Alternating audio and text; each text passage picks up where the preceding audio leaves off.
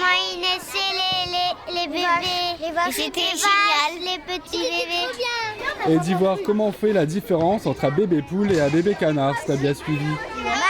C'est jaune et que les autres sont vert jaune. C'est plus jaune qu'un poussin. Oui, il y a quoi comme autre différence? On peut aussi remarquer la différence. Les cantons, ils peuvent avoir des fois des points sur la tête pour savoir que c'est eux et des poussins, ils peuvent être noirs. Et il n'y a pas de différence entre les pattes et les becs? C'est parce que le bec d'un poussin, il est petit et le bec d'un canard, il est un peu plus long. Les pattes, ça ressemble à des poils. Les enfants l'attendent toujours avec impatience. C'est le spectacle audiovisuel interactif de Jean-Marc Binard.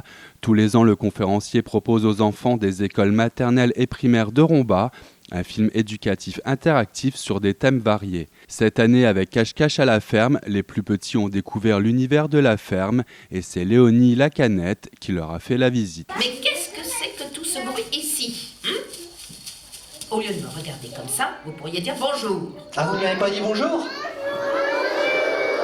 on va voir si elle vous a entendu.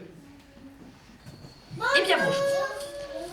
Je m'appelle Léonie et je suis très occupée. Je dois faire visiter la ferme à mes canetons. Alors Léonie, est-ce qu'on peut t'accompagner durant ta visite? Ah, m'accompagner? Quelle drôle d'idée. Pourquoi pas? Mais à condition de ne pas faire de bruit, de ne pas marcher sur les canetons et surtout de ne pas m'interrompre quand je parle. D'accord? Tout le monde est d'accord?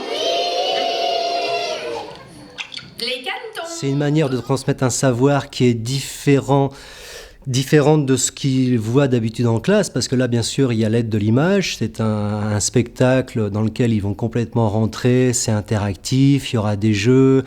Là, on a terminé par une enquête où, en fouillant les bâtiments de la ferme, ils devaient retrouver des petits canetons qui avaient disparu et que leur mère cherchait désespérément.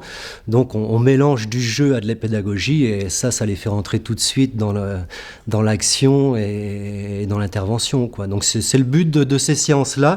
Et derrière, soit avant, soit après les spectacles, les séances, en fait, les enseignants vont travailler le thème, soit durant un trimestre, soit durant 2 trimestres.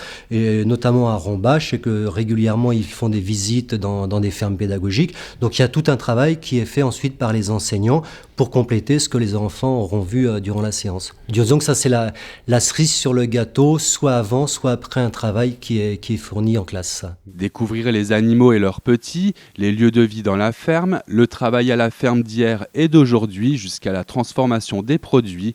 C'est en passionné que Jean-Marc amène les enfants à la découverte des choses et de leur vocabulaire, et les enfants réagissent avec beaucoup d'engouement. Les enfants s'intéressent en fait s'intéressent à l'univers, s'intéressent à la terre, s'intéressent à l'environnement, et il suffit qu'on leur donne quelques pistes, quelques clés pour qu'ils rentrent vraiment dans des sujets qui au départ peuvent paraître peut-être ardus, mais en fait ils ont souvent les clés pour pouvoir comprendre les différents thèmes qui sont abordés. Où ça? Par là? Ah, ben c'est bien. Un deuxième. Allez, pareil, tu retournes près de ta maman. Allez, zoom. La séance se terminera par un jeu où les enfants devront retrouver les canetons de Léonie égarés dans la basse-cour, un exercice qu'ils réussiront haut la main. Les plus grands, quant à eux, découvriront l'histoire de la vie et le principe de l'évolution.